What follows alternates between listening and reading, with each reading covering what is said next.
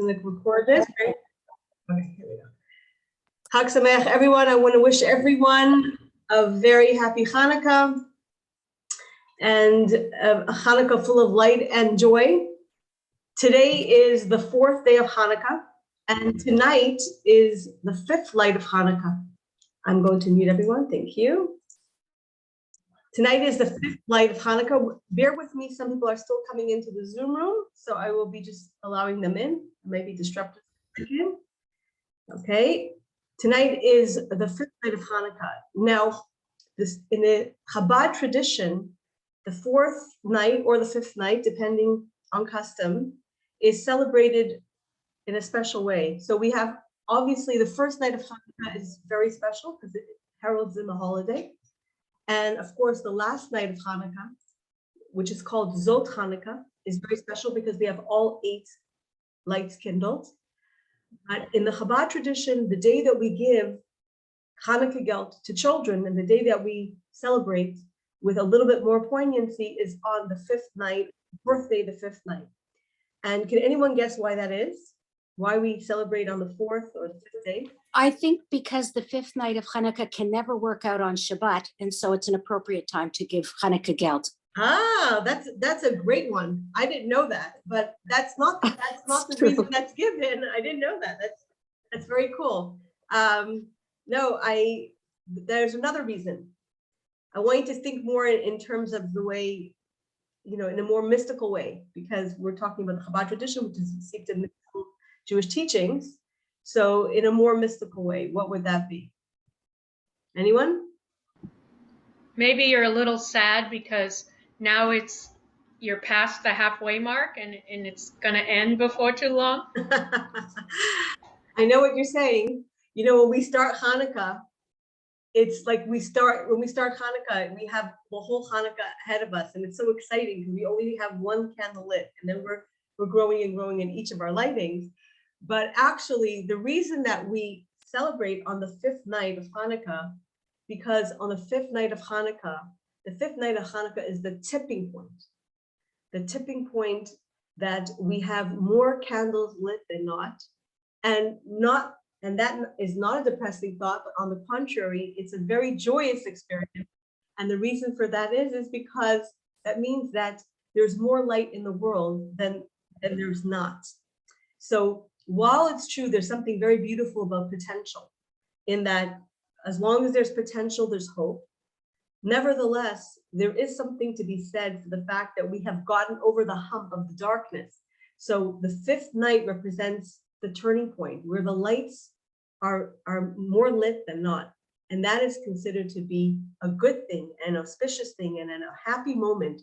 We tap into that moment. And so today is a very special day to be giving this class. I did it out of convenience for all of us, but ultimately, it is actually, when I looked at the calendar, I said, hey, today's the 4th candle, which is halfway, and tonight is the 5th. And the 5th is considered to be an important night of Hanukkah for that reason. So today, I want to welcome you to join me as we try to analyze the holiday of Hanukkah from a different perspective, from the feminine perspective. And so the feminine perspective of Hanukkah is quite obvious, but some parts of it are lesser known. Okay, so before we get into the feminine perspective of Hanukkah, let's do an overview about all the holidays of the year. And we'll see that the major Jewish holidays have an element of, I'm sorry, I'm having trouble with my internet. Okay. Have an element. I have no sound. Okay, 1 second. You have no sound? Okay. My computer is freezing up. I don't know why. Hey. Yeah. Sorry, unmute yourself because I can't hear you. I have sound. Perhaps the person has to raise the volume on that Okay, item. perfect. All right. It could be that there was a brief interruption of, it's windy today, and I don't know how it works with the internet, but the internet is influenced by a lot of things. I hope we're good. I'm right next to my router. My router looks good, so I think we're good. I hear you and see you perfectly. Someone says me perfect. Okay, so let's get back into it. So if we look at all the holidays of the year, if we look carefully, or not even so carefully, we're going to find that there is a feminine dimension to almost every single holiday. So, for example, the holiday of Passover, the holiday of Pesach, very famously, we have mentioned this over the many times that we studied together, is the concept of that the exile from Egypt was, the redemption from Egypt was in the merit of the righteous women in Egypt.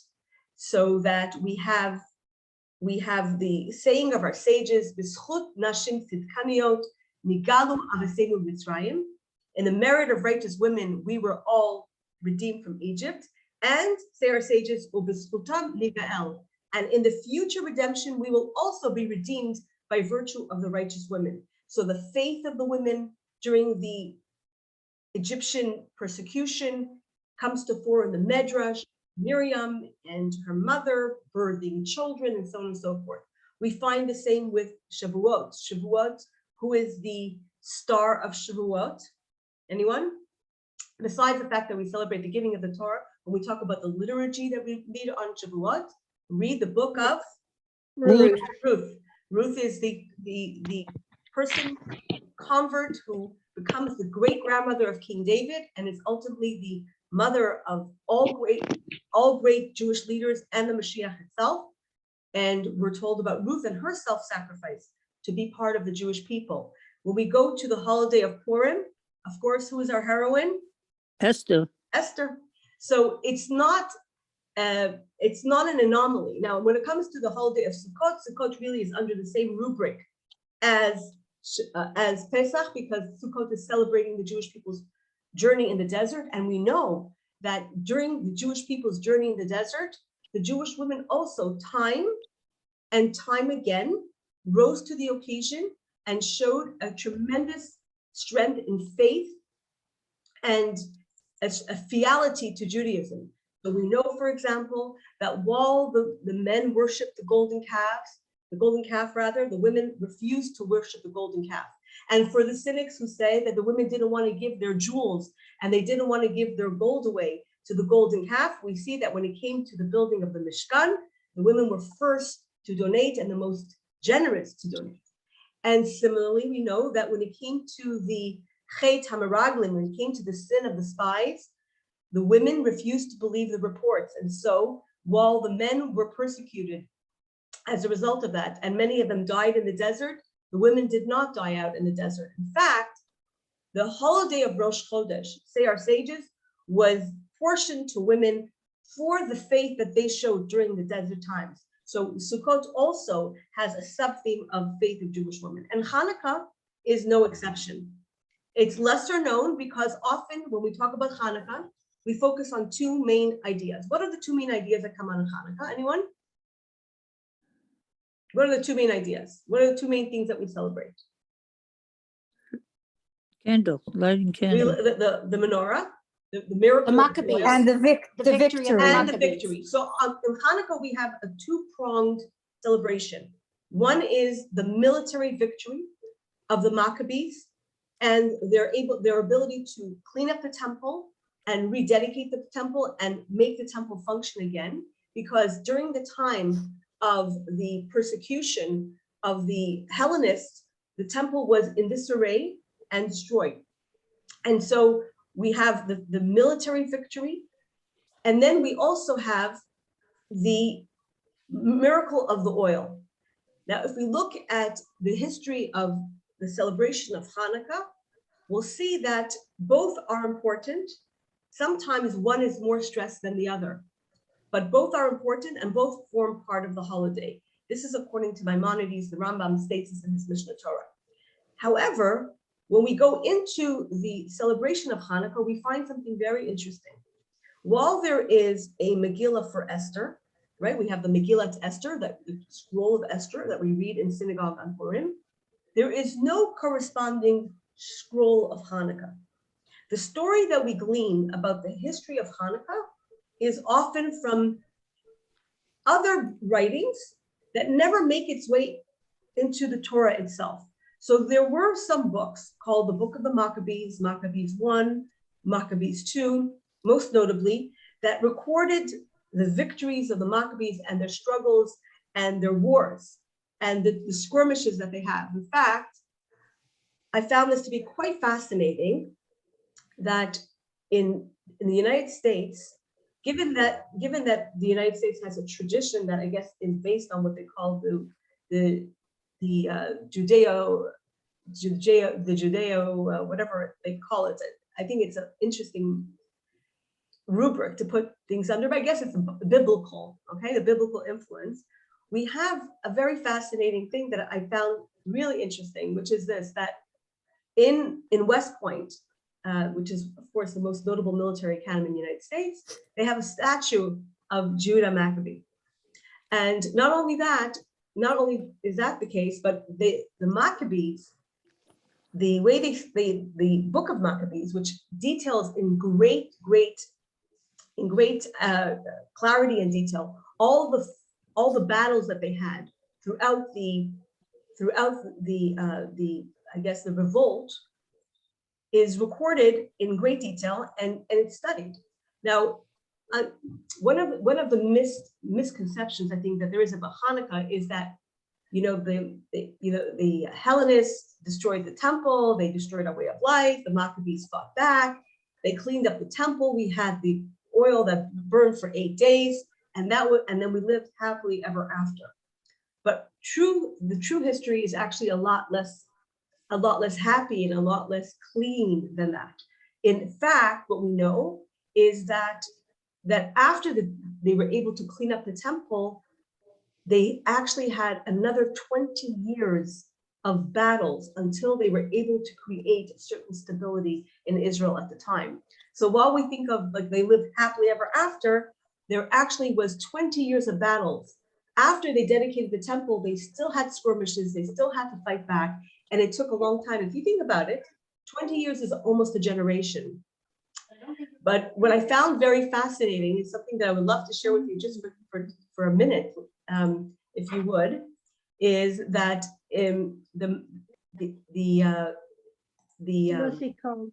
sorry? I'm sorry. Yes, go ahead. What I found very interesting is that the Maccabees and their struggles was actually studied as a way to understand what battles are. So you have in the United States Army Command and General Staff College at Fort Leavenworth in Kansas, they studied in great detail the Maccabees. So I just want to share that with you for a second to show you, because I got a real kick out of it when I saw it. Let me share this with you very quickly. So here it is. Here it is. Operational issues of insurgency and counterinsurgency, the Maccabean revolt, and it's a detailed study. Here is the brief, okay, and here it is. Here's the abstract that goes on and on and on and on. Here is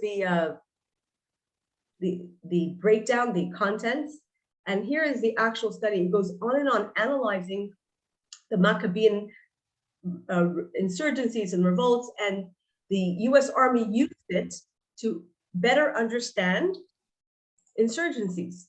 So I found that to be very fascinating, and I wanted to share that with you. So clearly part of the Hanukkah story is the victory. However, when we look at Jewish liturgy and the official Jewish writings, certainly in the Talmud, we see there's a paucity, a rarity of real mention of a story of Hanukkah. In the Mishnah, certainly, there's very little mention. Really where Hanukkah comes up in the Talmud is in relation to the laws of Hanukkah, most notably the laws of lighting the menorah. And within that context, it gives us a framework of what happened in Hanukkah, but it doesn't really go into great detail of what happens in Hanukkah. And I found that to be quite interesting, that there is this kind of shying away from the military aspect of Hanukkah in the Talmud. And in fact, where are the laws of Hanukkah most found in the greatest measure? The laws of Hanukkah are found, or the story of Hanukkah, or any mention of Hanukkah is found mostly in the tractate called Shabbat. And the reason why it's mentioned in the tractate called Shabbat, because when we learn about the laws of candles and candle lighting on Shabbat, there the Talmud will go and say, and for the candles of the menorah, here are the rules for it, and so on and so forth. And there are some places, there's a place in the Tainit and there's in Pesachim, there are some other mentions of Hanukkah, but certainly there's no scroll of Hanukkah, and there is no veneration of the military victory of Hanukkah. It does give a brief synopsis, but unlike what we usually have, which is usually a great elaboration and study and exegesis, like we have with the story of Esther, we have really a quiet mention of Hanukkah in the Talmud. And the reason for this is quite speculated upon. And I just want to share with you, I prepared a couple of slides from these quotes from the Talmud. I'll try to share that with you. So here I'm going to share with you, let me just move my screen here. Okay, here I'm going to share with you the primary, I guess, take on Hanukkah in the Talmud. Okay, so it's found in Talmud Shabbos. And the Talmud asks, Ma'i Hanukkah, what is Hanukkah? Okay, that's the question. So what is Hanukkah? And it answers, the Tanu Rabbanan, B'chafei B'kislev, Yom Hanukkah, Temanaya, Inun, Dalal, the Mispar behind. Okay, so it tells us the laws. So the Gemara says, what is Hanukkah and why are the candles lit on Hanukkah?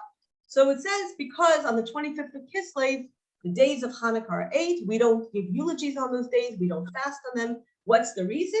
Because when the Greeks entered the sanctuary, they defiled all the oils, and they were in the sanctuary by touching them. And when the Hashmonaim monarchy overcame them and emerged victorious of them, this is why we celebrate Hanukkah. So quite a very brief synopsis. And there are other places, as I mentioned, in the Talmud where it talks about Hanukkah, but we don't have the attention that we have in other places to Hanukkah. Okay. Okay. So that's what. Okay. So this is the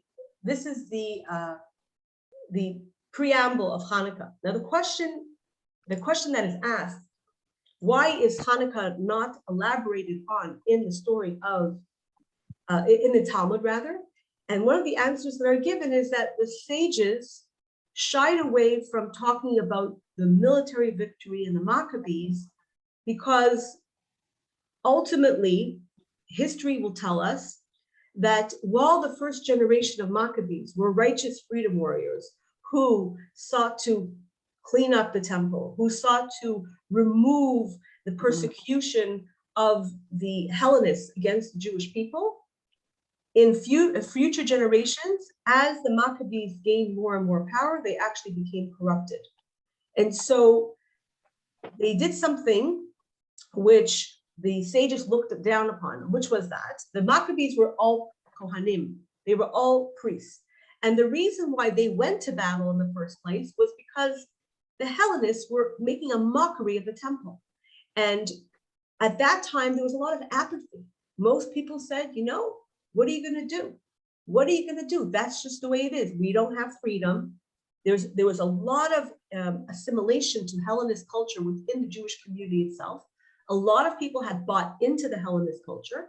And in fact, there are those that say that the Seleucid Hellenist rule was not persecuting the Jews per se in a classical anti-Semitic way, which was, you know, there's this problem of these people that we have to get rid of, like we find, let's say, with Purim, or we find, let's say, with the Nazis, where there's this kind of lack of tolerance for the existence of the Jewish people. Here, the Hellenists mostly were, by and large, were okay with the existence of the people, provided that they bought into the Hellenistic culture. So, for example, most notably, the Hellenists outlawed the laws of Shabbat, the laws of Kashrut, the laws of Brit Milah, and the Rosh Chodesh.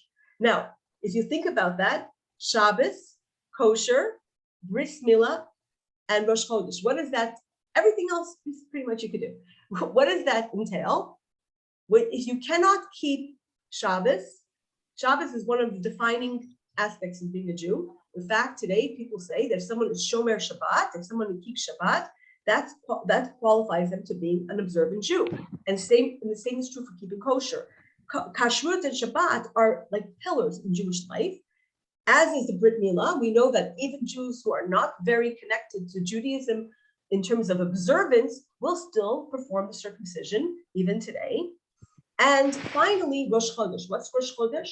Rosh Chodesh was the predication of the calendar, the setting up of the Jewish calendar. So very cleverly, they said, you could do whatever you want, but you can't celebrate Rosh Chodesh and these 3 other great traditions. Everything else pretty much you could do. And what does Rosh Chodesh really mean? Rosh Chodesh is the calendar. So without the calendar, if you don't celebrate the calendar, ipso facto, after a while, you forget everything. So they weren't against the physical existence of the Jews, the Hellenists. They had conquered, or they had come into many territories. They were okay. They were okay with a multicultural society, provided that the overarching culture was their culture, which was the Hellenistic culture. And the Hellenistic culture had a lot to offer. There was a lot of beauty in the Hellenistic culture. There was science. There was architecture. There was poetry. There was music. So in other words, there was a great culture. And so a lot of Jews had bought into the Hellenistic culture. A lot of Jews had changed their names to Hellenistic names. And we see this later on in the history of the Jewish people. So the Maccabees in the first generation were true warriors. In fact, the name Maccabee stands for Mi Kamocha Ba'elim Hashem, who is like you as a warrior, O God. And it's the acronym of Mi Kamocha Ba'elim Hashem. And the Maccabees were known for the rallying cry of Mi La Hashem Elai, who is for God, come with me. And so it was a small group of rebellious Kohanim who said, no way, no more. We have to stop this complete disrespect of our temple. And they fought back, and they had great miracles happen in their battles and in their wars. And ultimately they were able to take back the temple. They were able to clean it up. And we know that even when the Hellenists came into the temple, what did they do? They defiled their seals, right? That's what the whole story of the menorah is, that we were able to find only one undefiled piece of, container of oil. They defiled the seals because they said, what is this idea that the seal is like a spiritual idea? It's a little bit of nonsense. It's superstition. It's part of your crazy religion. And they really did not respect this kind of spiritual aspect, this kind of connection to a one God, an invisible God. The Greeks were into statues, and they put statues everywhere they could in Judea. They placed the statues all over the place. They love statues, they love carvings. And they thought this idea that you worship an invisible God, that you rest once a week, that you eat only certain foods, and you don't enjoy all foods that the world has to offer, and that you circumcise your children, cause pain to your children in a pleasure point. These were all things that they thought to be completely irrational, and they were uncomfortable with it. And so the first generation of the Maccabees are extremely loyal to Judaism, but after they become successful, and it took them a long time to get rooted. As I mentioned before, there were 20 years of vows, and in fact, we know that there was Matisyahu, who was the high priest. He was the Kohen Gadol. He had 5 sons. Some of his sons got killed in battle, so they were very, very valiant. And ultimately, after 20 years, I mean, an entire generation of doing battle, they finally settled in. But after they settled in, and the next generation took over, this is where the rabbis took umbrage at them. Why? Because there was a notion in Judaism, and it's a very good notion, that people who are working in the temple, so people who are Kohanim and people who are working in spiritual matters, should not be involved in states. So in a certain way, there was this idea that the king should not be involved in the temple. Why? So that a temple should not become corrupted. A temple should not be a place where power and who you know and what you know is where you get, where you get it in. Eventually, as we know from the destruction of the Second Temple era, And remember, the story of Hanukkah happens a few hundred years before the destruction of the Second Temple, that ultimately that is what happened. The Second Temple became very corrupted, and people got to bring offerings and sacrifices if they paid, if they bribed, if they knew someone. So the Maccabees, having started a very good project, that project was not continued by their grandchildren and great-grandchildren. On the contrary, after a few generations, the family became completely obsessed with power, and save for one little short time, where a woman by the name of Shlomo Tzion, one of the wives of a Maccabee ruler, who was a righteous woman. Besides that short time in that period of the Maccabee rule, the Maccabees, by and large, did not do right.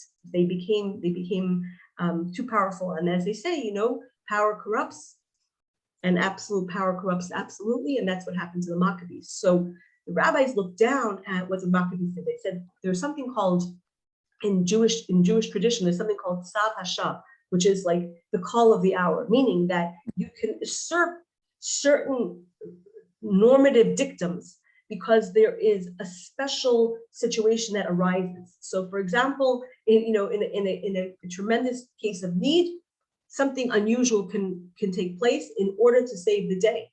But when we're talking about setting up a normative society, when everything settles and the dust settles, then things have to go back to the way they're supposed to be, which is that the people who are coming from the house of David are the ones who are supposed to rule, and the people who are from the house of the Levites are supposed to serve in the temple, and the temple should not be run by those who are in the house of David, and neither should the house of David be usurped by the house of Levi. And the reason for this is very, very clear, and we see this in the history of the Jewish people. Now, it's interesting. A king in Israel always had to carry a Sefer Torah with him wherever he went. That's one of the laws that we find on the rule of kings.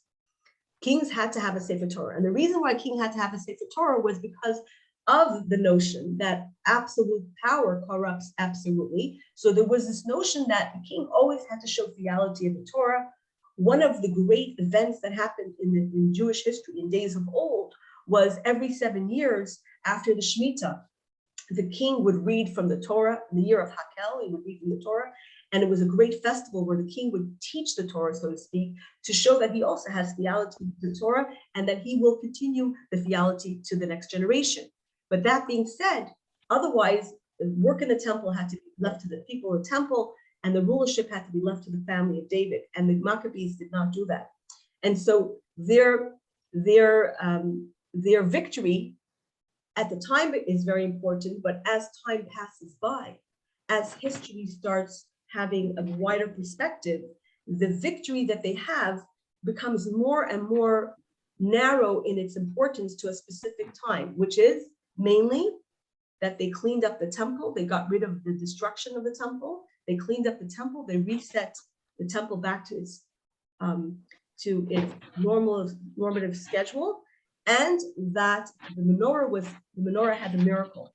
So we see that while at the time of the miracle of Hanukkah, there was great rejoicing, and the Maccabees, the military prowess is very pronounced. And so in the book of Maccabees, which does not make its way into the official Jewish Tanakh, it stays only as a history book. There we have a tremendous recounting of the military victories that never becomes part and parcel of Jewish tradition, the official, or I would say the sacred Jewish tradition. It's always in our history. We always know about the story of the Maccabees, but as time passes by, that military aspect, the militaristic celebration becomes less and less important to the overarching story of the survival of the Jewish people. So much so that today we celebrate Hanukkah. Really, what is the symbol of Hanukkah today? The symbol of Hanukkah is the menorah. And this is where I want to take you into the next, into this element.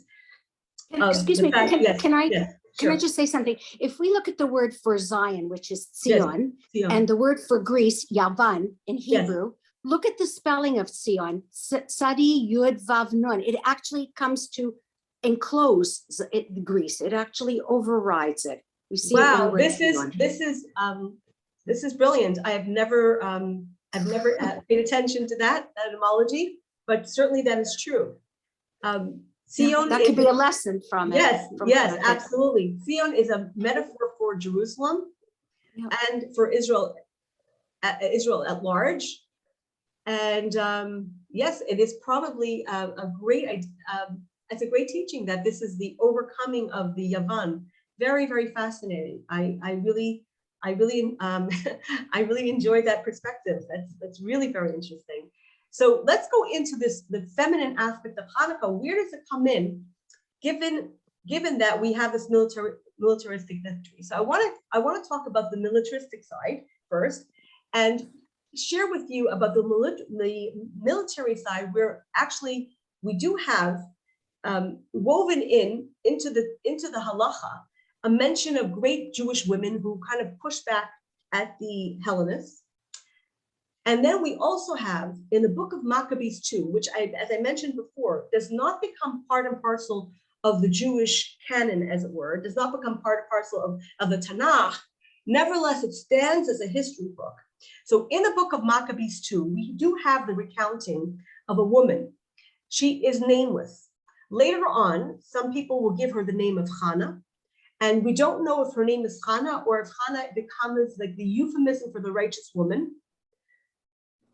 In the book of Maccabees, she's not given a name. She has 7 children, and this is during the reign of Antiochus. Antiochus is renowned, actually, for his cruelty, in the fact that he was not satisfied with the speed of assimilation of the Jewish people in Judea at that time. And so he really wants to put down his foot. And so what he would do is he would go into the public square, he would have his people come into the public square and try to force people under the pain of persecution to violate one of the 4 laws. So most notably, it would be Shabbat or kosher. Those would be the 2, because as I mentioned, it was the 4 that they really had trouble with. And so often they would take a pig. They used the pig. They knew that the pig was something that the Jewish people reviled in their culture. So they would use the pig as a symbol of breaking the culture of the Jews. See, so they were not against the Jewish people's physical existence, but yes, their cultural existence bothered them. So we do find, for example, that the Hellenists put the pig in the temple. But we're also told that they would come to the square and often like force people to eat pig and say, on the pain of death or the pain of suffering, eat the pig. Now, it's interesting, halachically, are you allowed to die, or should you die if somebody tells you to eat pig? Does anyone know? No. No, you don't die. Generally, a Jew should only die for 3 things: not murdering someone, not sexually aggressing someone, and not serving an idol. Those are the 3 things that a Jew has to die for. Other than that, a Jew should try to save his life. So, for example, in the Holocaust, often Jews were given non-kosher food, and they were observant Jews. They had to eat the non-kosher food because they had to save their lives. In fact, I had a teacher when I went to Teachers College in New York. His name is Rabbi Mengele. She lived a long life. He was a child survivor of the Holocaust, one of the few child survivors of the Holocaust. He was one of our teachers. His name is Rabbi Mengele. And he told us a story that always stuck with me. He said that when they were rounded up, his parents all perished, but he survived. He was like 5 years old at the time, so one of the few child survivors of the Holocaust. When they were rounded up and they were put into this gymnasium, and they had no water and there was no air and there was nothing, and they were starving. After a day or 2, people were passing out. The Nazis came around, they brought salami sandwiches for everyone, non-kosher salami sandwiches. And the rabbi said, everyone has to eat it.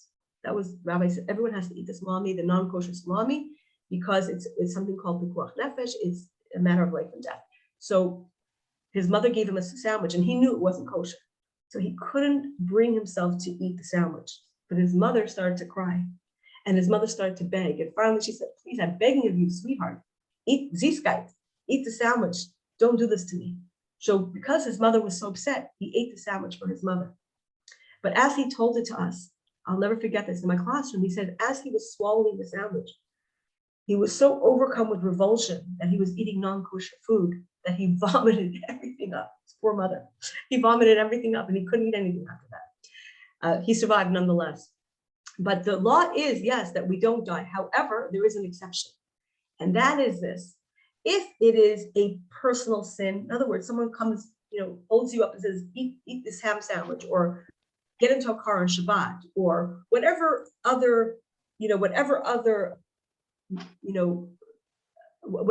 mitzvah they want you to violate, besides those 3 cardinal mitzvahs that I mentioned, you're supposed to do it if it's a private attack, if it's a private sin. However, if it's a decree against all the Jewish people, then you actually have to die rather than violate it. Why? Can you think why? Because if everyone is going to violate the Torah, there will be no Torah left. So then it will be akin to worshiping an idol. So it's true that usually we're not allowed to die for any mitzvah. The Torah tells us to live by the mitzvah. But in certain cases, you are allowed to die. And that is when you are being persecuted for your Judaism. If someone says to you, I want you to do this because you're Jewish, but everyone, this is an overarching persecution, then we are permitted, certainly. Sometimes we're told that we should die rather than violate. So there is a story that's told about this woman, Hannah. Her name is Hannah later on. That's a name that's given to her. She's a nameless woman. And this story is written in the book of Maccabees too. There's a story, and it's a very long story. We don't have time to go through all of it, but suffice it is to say, I'm going to give you the source. There is this woman who is brought before the king, or the king goes out to the center, and she's with her 7 children, and he tries to force every single child to eat pig, and every child refuses. And as each child refuses, the king kills the child. So the king kills child 1, 2, 3, 4, 5, and 6. Finally, there is the youngest child. He's quite young. He's a minor. And the king, even this king who was obviously in this fit of rage that he was being disobeyed, probably some megalomaniac, even he started to feel like he's getting bested by these Jewish boys. So he tells the mother, I don't want to kill your kid. Just convince him to eat of the pig and everything will be okay. And so the mother goes over to the son and she says, my son, I'm very proud of you. You're a strong Jew, or other such comforting words. And this little boy says, I don't want to eat the pig. So then the king says, this King Antiochus Epiphanes, he says, okay, you don't have to eat the pig. Just, I'm gonna throw my medallion down on the floor. Go pick it up and it's gonna look like you're bowing down to me. And the little boy said, I don't bow down to anyone except for God. And the king was begging, don't make me do this. But the little boy refused, and her son was also killed. And so after her 7th child was killed, she herself either, it's not clear, she died either out of anguish or she committed suicide. We're not really clear about the details of the story, but suffice it is to say, she said about Abraham, you sacrificed 1 son, I sacrificed 7. And there's different variations of the story, but suffice it is to say, it does make its way into the story of Hanukkah. The story of Hanukkah is the story of this attempt to force Jewish people to give up their culture and their religion. And Hannah becomes a symbol. I'm calling her Hannah, even though she's nameless in the book of Maccabees. She becomes a symbol of resilience. And so what happens to her sons, of course, is devastating, but everyone, as a result of her story, people create a greater backbone, and it's possible even that the reason why the Maccabees were galvanized was when they saw the resilience of this woman, it even shamed them into having to do something about the mockery of the Jewish tradition. So this is one story. We're talking about this kind of fighting back. There's one story that's told about Hannah. Another story that's brought, and this is brought in the Talmud. And we're going to go into that very, very quickly. I'm just going to try to find my source sheet. So here we go. I'm going to go into my source sheet here. I just prepared some excerpts of the Talmud for you. And let me just share this. Okay, so I'm going to share this. Bear with me. Share screen. Okay. Okay, so back to this to the slide here. So the Talmud of Shabbos, as what we mentioned. Now, on the commentary of the Talmud of Shabbos, we have the Gemara says as follows. This is from the Talmud Shabbos 23a. The Gemara says that the way we celebrate Hanukkah is by lighting the mitzvah. And so the Gemara says, who is responsible for lighting the mitzvah? And the Gemara says, a person who's deaf or mentally challenged or minor are not responsible to light the menorah. The lighting of the menorah has to be performed by someone who's obligated in a mitzvah. And here the Gemara adds, the Talmud adds, a woman should certainly light. As Rabbi Yeshua ben Levi said, women are obligated in the lighting of the Hanukkah light, as they too were included in the miracle of being saved from the decree of persecution. So we see this in the Hebrew here. I bolded it in the Hebrew. Isha vadai madlika, nashim chayavas b'ner Hanukkah she'af hein ba'isa hanes. Now I want to stop for a second, and I want to share something with you. In Jewish law, we have the notion that someone who is not obligated a mitzvah, what we call patur min ha-mitzvah, cannot also discharge another person's obligation for a mitzvah. So for example, if I am not obligated in, let's say I'm not obligated in a minyan, because women are not obligated to daven together in a minyan, therefore a woman can also not discharge the obligation of another person who is obligated in a minyan.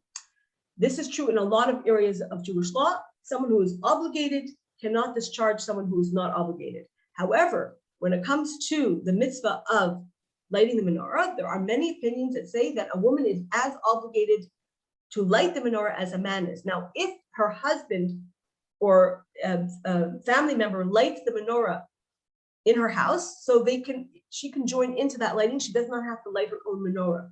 But if there is no one else to light the menorah, she's absolutely required to light the menorah. And there are those that even say that a woman can absolutely discharge another person from lighting the menorah, meaning include them in the lighting, which is unusual, because most mitzvahs are mitzvahs that are time-bound, are not what mitzvahs that women are required to do. Now, here comes an interesting aspect. Besides the fact that the Torah tells us that women are obligated in this because they're part of the victory, here comes another a commentary. Now, this is Rashi's commentary on this verse that we just read, Talmud Shabbos. Rashi asks the question on the words, Hayu ba'isa hanes, that these women were part of the miracle, okay? So Rashi says, what does it mean that these women were part of the miracle and so therefore have the obligation to light? And so Rashi says, Shegazru Yevainim kol b'sulis and the Hiba'el Litfasar Tchila V'alidei Isha Nasa Hanes. So what is the Rashi saying? Rashi is saying the reason why women are obligated to light the menorah is because one of the realities of the Hellenistic rule in Judea was that many times the ruling governors would take the opportunity or would impose on themselves the notion that a bride has to submit to the governor before she gets married. Now, this is something that we find is was popped up at different times in the history of Jewish people, that there was this, I forget the term, in English it's called first night rights or something like that, but there is a Latin term for it. And it's the notion that basically the governor, the ruler, the pasha, the sultan, the Caesar, he is allowed to have his way with a woman, with a virgin, before she is given over to her bridegroom. And so there is a story that's told, and this is something, so Rashi hints at this here. And later on, we're going to see that other commentators pick up on this, and that is that there's a story that's told in the Medrash, that there was a woman who was a daughter of a Kohen, and it was her wedding. and she knew that very soon the governor would come and try to claim her. So she got up at her wedding and she started to remove her clothing. This is the story that the Medrash tells us. And her family started, what are you doing? Are you crazy? What is this? What are you doing here? And she said, listen, I'm doing in public what is going to be done to me in private. Yet you're all sitting here and celebrating a wedding as if it's not going to happen. Do something. And so they fought back and they did not allow this woman to be taken. This is a story that's told by the Medrash, that in other words, the women were the ones who said enough. Like, the men were cowed into the situation. It was very difficult. They were breaking down, and the women were the one who said enough. And this is a story that's told the Medrash, that there was a young woman who was a daughter of a Kohen who challenged them to get to action and stop this decree of the men having the governors or the rulers having their right with the woman on their on the night of the wedding, the first rite of intimacy. So that's another story that's told, and this is something that Rashi here is alluding to. And we see that other commentators pick up on this. And finally, another woman that is branched into the story of Hanukkah, though not necessarily did her story happen on Hanukkah, is the story of Yehudit.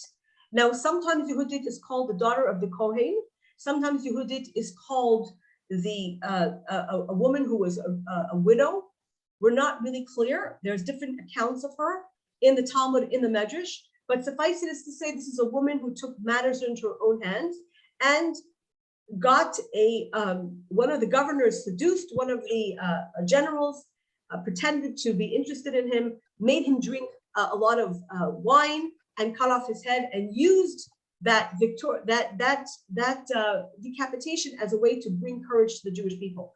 This story is recounted in also a book that never becomes part of the Torah. It remains a book of history. It's called the Book of Judith. And the original Hebrew is actually lost because Jews consider it only as a historical document.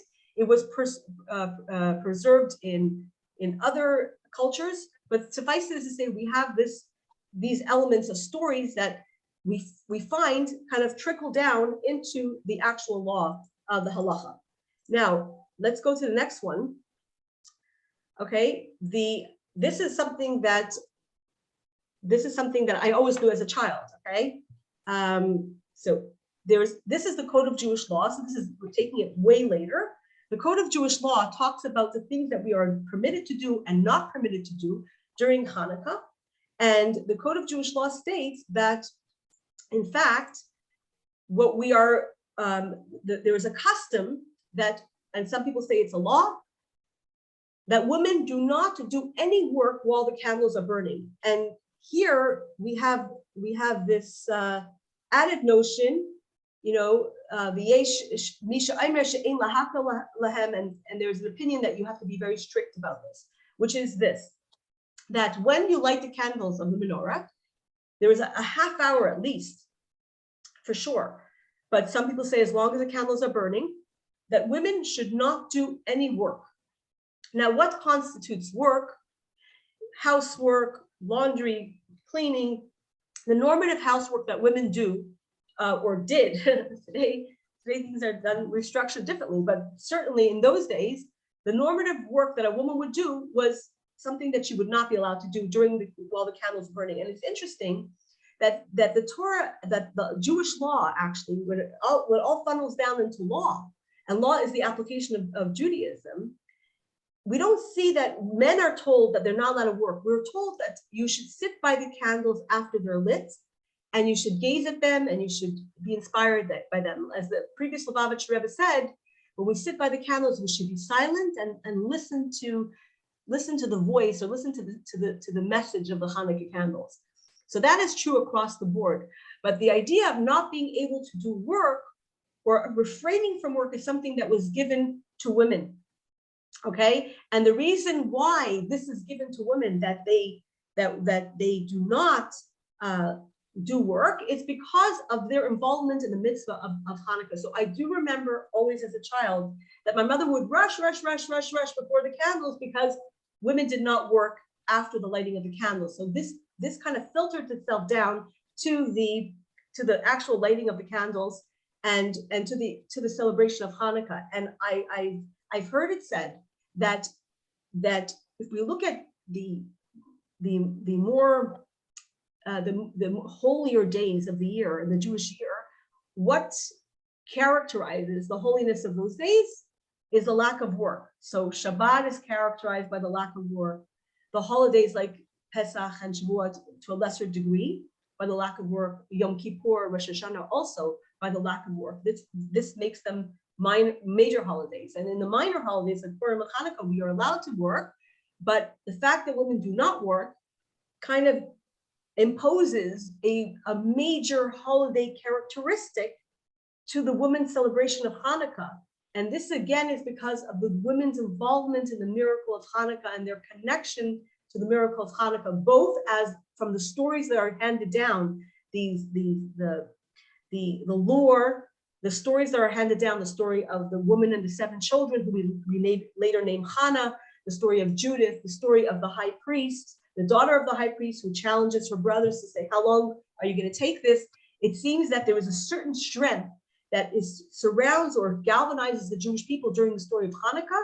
This is why the rabbis make a deal that the women should not do any work while the camels are burning.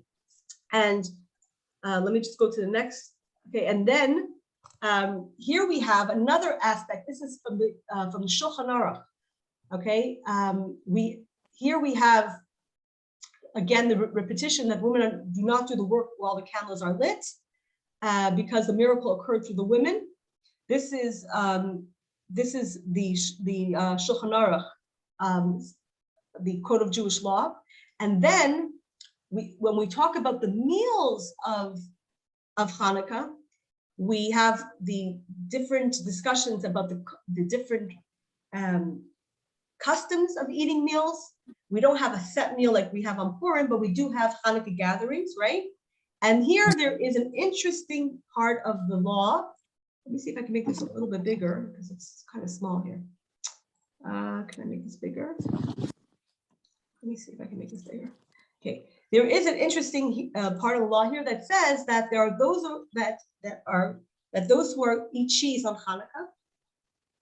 And this is an old Jewish tradition to make cheese. In fact, some people say that the first latkes that we found in Europe were not potato latkes, but cheese latkes. And here the Shulchan Aruch gives the reason, since the miracle came through the milk that Yehudit fed the enemy. Remember the Yehudit that I was telling you about? Again, this is part of the lore that is passed down from generation to generation, that for some reason, the story of the woman who fed the enemy cheese and milk and got them thirsty and to drink wine and was able to kill them later, the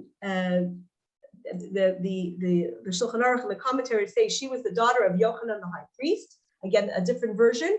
At that time, there was an evil decree that any woman who got engaged was first to sleep with the royal dignitary. She fed him cheese to make him tired, and then chopped off his head, and then they all fled. In other words, this courageous act created a situation where the woman was very much important, a part of the story of Hanukkah. And here we have again the mention of this, and here we're told that the source is the Kolbo and Nissim of Verona, 2 other rabbis who mention this. And here we have again the laws of Hanukkah from Maimonides, and Maimonides talks about the fact that he makes a connection between the Esther and the story of Hanukkah, that there's a certain element of the feminine impact. Okay, and here we have the Tosafot, which is a commentary on the Talmud, a very important commentary, the grandchildren of Rashi, and they say here again that the woman is involved. Here he mentions again the story of Judith. So he says in the Megillah through Esther, and in Hanukkah through Judith. This is the Tosafot, which is the commentary on the Talmud. So again, what we see is that throughout Jewish law and throughout the exegesis on Hanukkah, we find mentioned over and over again the impact that women had, either psychologically or in fact militarily, on the story of the the impact of the women rather in the story of Hanukkah. And here I is, don't understand how is Judith connected to Hanukkah? Okay, so the reason there is two versions of who Judith was. Some people say that Judith was the daughter of the Kohen Gadol, and this is what the Kolbo here. This is a commentary that kind of brings in all a commentary of on halacha that brings in all types of I guess a selection of Jewish law and lore. He mentions the idea that Judith was the daughter of Yochanan the high priest, and that she was beautiful, and she used her feminine allure to get him to eat a lot of cheese so that he would become thirsty, and he became drunk, and then she was able to kill him. This is from the Kolbo. There is another Judith. So the question is, there's another Judith in the book of Judith. Now, the question is were there two Judiths? Were there two Judiths and there's two different stories? Or is there one Judith? The truth is that Judith is What does it to do with the Hanukkah? I don't understand what she has to do with. Because we're talking about persecution of the Jewish people, right? And we're talking about women who stood up to the persecution at a time when seemingly everyone around them was frozen and unable to react. So what I find interesting is that in the halacha, the stories, the lore is very unclear because it's part and parcel of tradition that doesn't really make its way into the Talmud. So we have it in the book of Maccabees, as I mentioned. The book of the woman of the seven sons is in the book of Maccabees 2, actually chapter 7, if you want to look it up. And we have the story of Judith. So in some places, Judith is referred to from the book of Judith. And then in some places, Judith is referred to as the daughter of Yochanan Kohen Gadol. Now, it's possible that it was both because Judith was a very common name. Hannah and Judith would be like the go-to name for a Jewish girl, just the way we say like Jaime is a Jewish name, like a name for a Jewish guy, or Moshe, like in Europe, every town had an innkeeper, regardless of what his name was. He was known as Moshke. He was known as Moshe because Moshe is a very common Jewish name. So what we do find, and the purpose of this is to tell you that throughout the ages, what was passed down in the tradition of the Jewish people was that there were women who were very actively involved in either standing up to religious persecution, as in the story of the woman with her 7 sons, or actually becoming covert operatives and taking the enemy by surprise and creating chaos and confusion in enemy camp, as it is recounted in the story of Judith. Now, the story of Judith is also similar to the story of Yael. Yael is a great warrior that does the same thing in the book of Kings. And in fact, Judith, in the book of Judith, she refers to Yael and says, I want to be like Yael. So what we find is that there were times that Jewish women would be the ones who could break a stalemate in the sense that no one was ready to do anything, everyone was afraid. And then when a woman gets involved, it shames all the men to getting involved as well. So this is the stories that are told and recounted, and they make its way to the Talmud. It makes its way into Jewish law, into the code of Jewish law, and into the books that are talking about Jewish law and lore, and including this one called Kobo, which I found very, very fascinating. And then, let me just go to the next slide. And then I would like to, for a few minutes, I'm going to take a few more minutes to go back into so this is the physical manifestation of women in the story of Hanukkah. Now I would like to go back and to go into the spiritual dimension of Hanukkah. And I'd like to go back to where I started with. When I started the class today, I mentioned that the Maccabees, the story of the Maccabees, the military story, does not take center point in the Talmud and in the Mishnah and the Talmud. And the question is, why doesn't it take center point in the Mishnah and the Talmud? And so we're told that for the reasons that I mentioned, that perhaps the Maccabees had overstepped their bounds. Historically, the Talmud is written much later on, right? The Talmud is written after the destruction of the Second Temple. the story of Hanukkah happens a few hundred years before the destruction of the Second Temple. So by all accounts, that Hanukkah should have been really, the military aspect of it should have been included together with the miracle.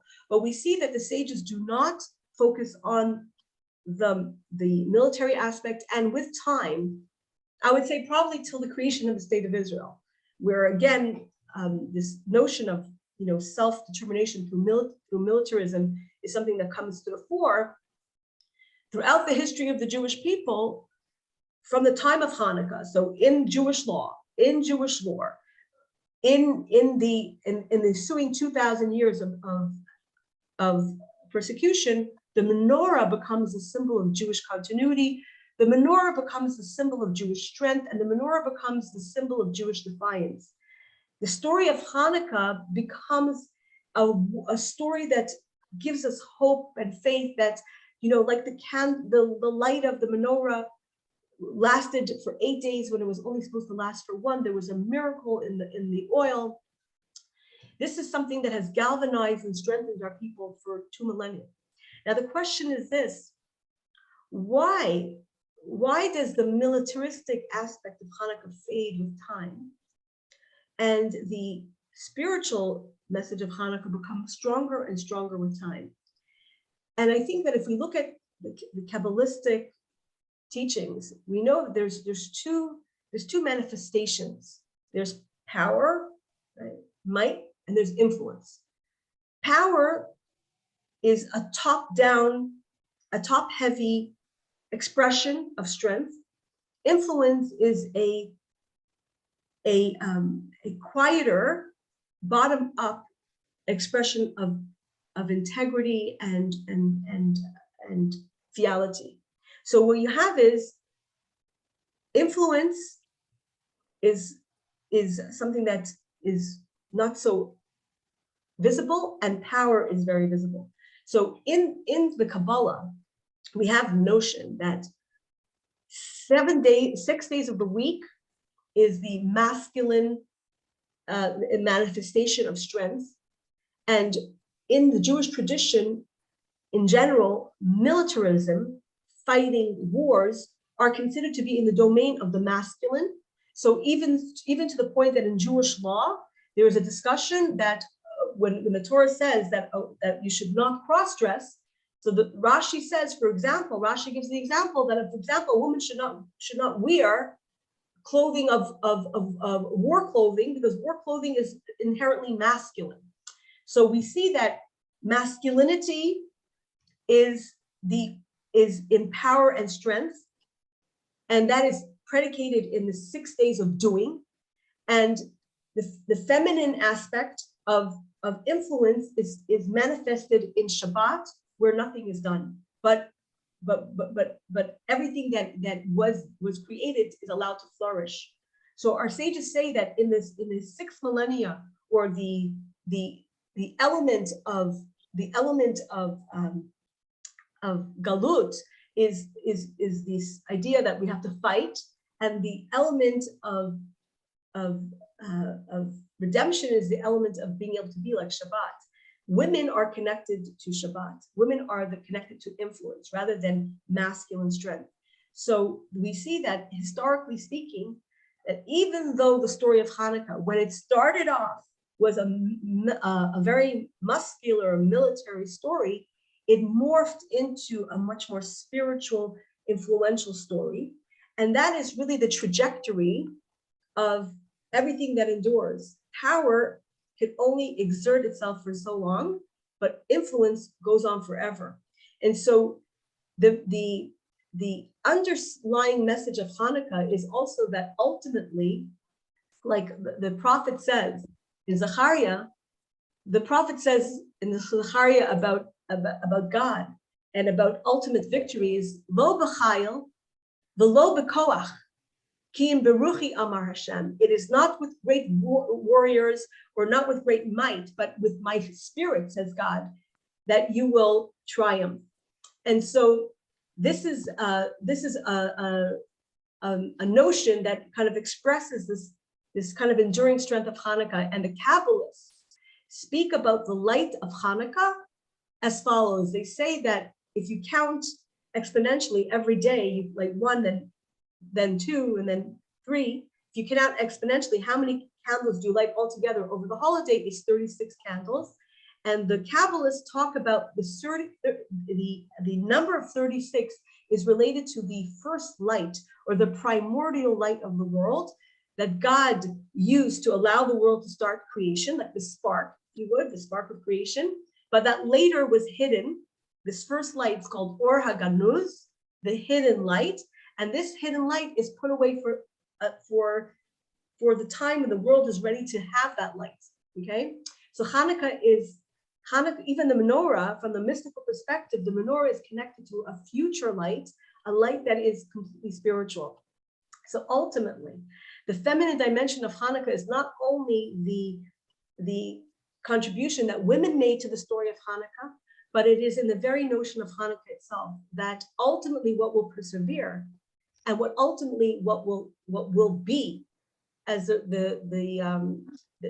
as we're told, that when the Mashiach will come, Isha Tesohav Gever, that the power of the woman will be very recognized, or the importance of the woman will be recognized.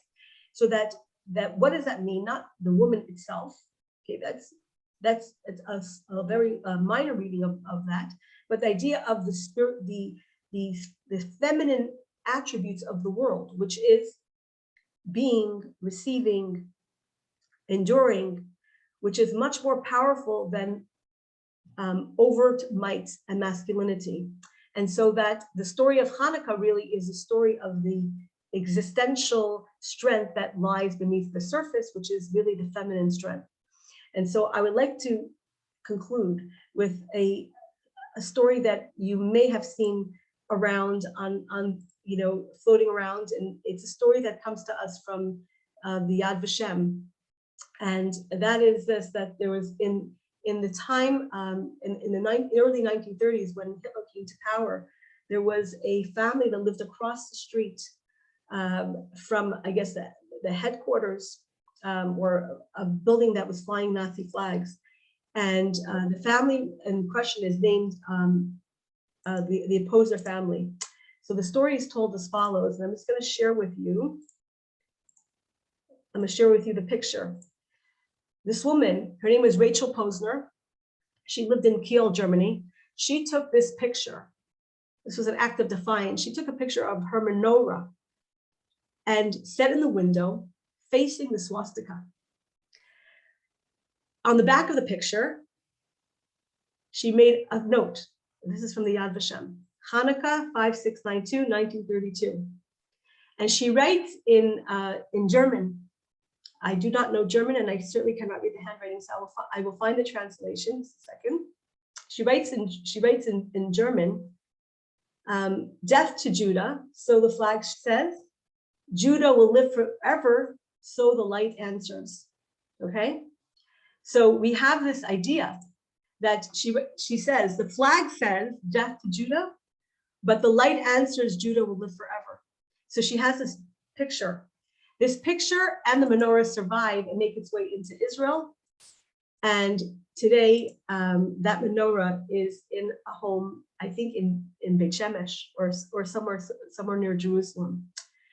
So this story, the story of Rachel Posner, is really the story, and I found it interesting that it was a woman who actually took the picture and wrote that behind the picture, that the endurance of the Jewish people is not through military might. It's true that there are times that military might is needed, but it's a short-term solution.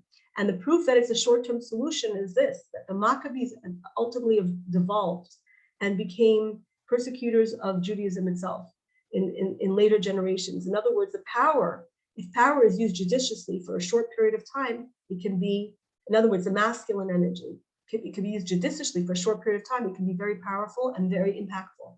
But if it's abused, it becomes nothing. And so we find that in the Talmud and in the Mishnah, there is a downplaying of the military victory, because really what makes the Jewish people strong is, like I said, when Zechariah says, Lo v'chayil v'lo b'koach. It is not through great might and not through great energy. Ki beruchi amar Hashem, but it is the spirit of the Jewish people. And that is something that Jewish women have always known how to tap into in a very in a very powerful and quiet way. And so we are reflected in, our strength as women is reflected, our faith, our strength is reflected in the Hanukkah lights. I don't believe, Rivki. Sorry? Rivki, you will live a long life. I'm going to write you. Okay. All right. So as I was saying, this is something that we can. Amen. Sorry, that we can take great great strength from. And so tonight, as you light your candles, which is the fifth night, remember that the fifth night is the tipping point of the darkness becoming overpowered by the light. And remember that within Jewish law and tradition, we are obligated to sit and listen to the lights, like the previous Lubavitcher ever said. Listen to the words of the menorah. Listen to the sound of the menorah. Listen to the teachings of the menorah.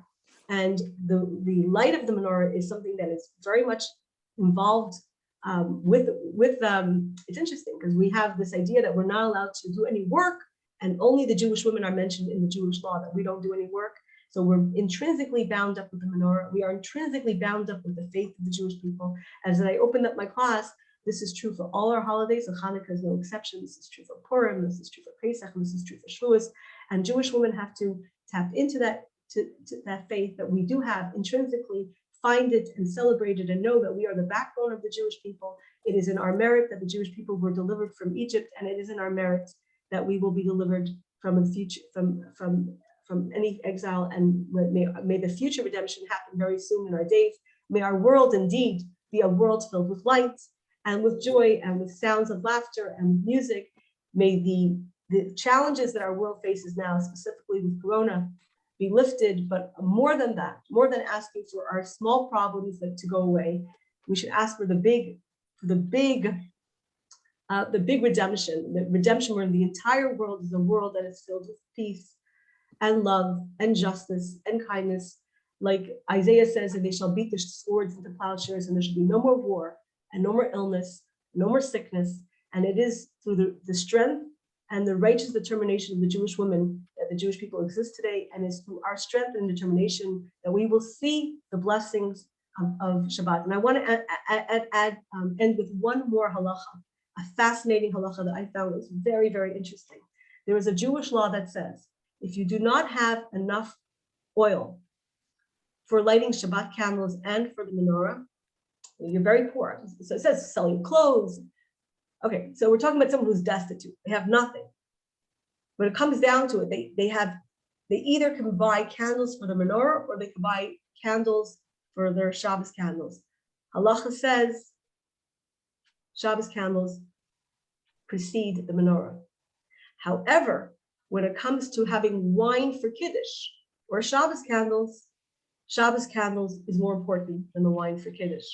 So again, a mitzvah that has become, certainly Shabbos candles is something that is imposed on men if there are no women around, but a mitzvah that has become symbolic with the Jewish woman, which is the lighting of the Shabbos candles, is something that our sages say that imatem mishamrim neresh shel Shabbat, ani mareh lachem neresh shel Zion. If you will guard the candles of Shabbat, I will show you the light of Zion. And I found this very interesting.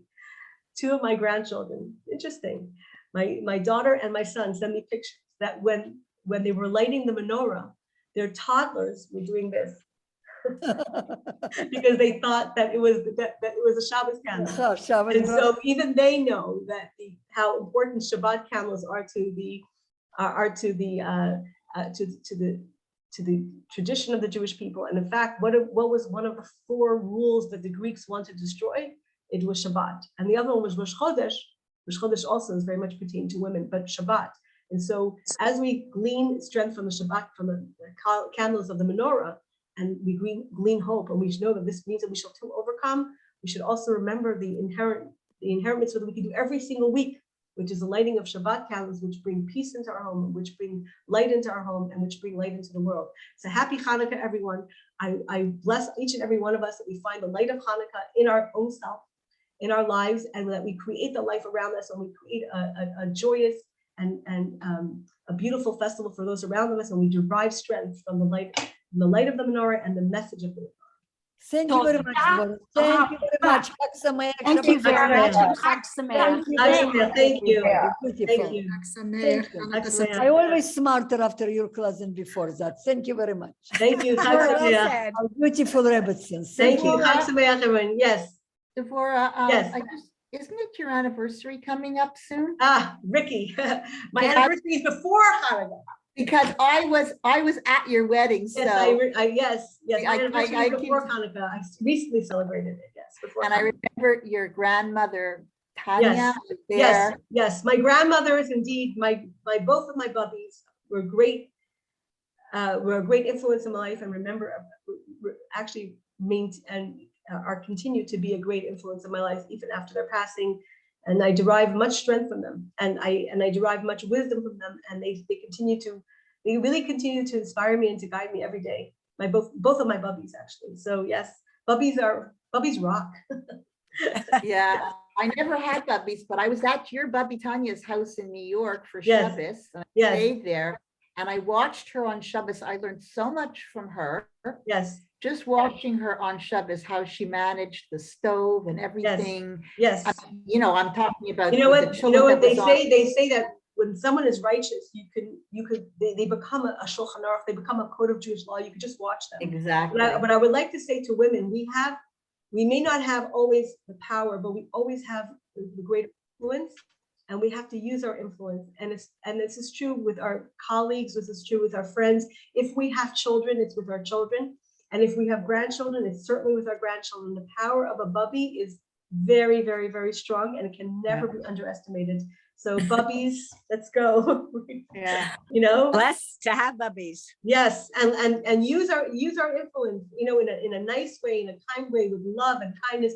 We can bring a certain dimension to Judaism that our children cannot even do because they're so busy raising their children. Right. That we can bring the beauty and the relaxation and we can create the ambiance, and that is what that we do so well. We can create the ambiance. That's what Hanukkah candles do. They create an ambiance. That's what Shabbat candles do. So we have to tap into that and really make it count, because we are a lot more influential than we give ourselves credit for. So happy Hanukkah, everyone. True. Thank you. Thank you so Thank you, much. everyone. Like Thank I said, you. all the Happy Hanukkah, everyone. Pray Take care. Hanukkah. Pray Happy Hanukkah. Hanukkah. A lichtige Hanukkah. A lichtige Hanukkah.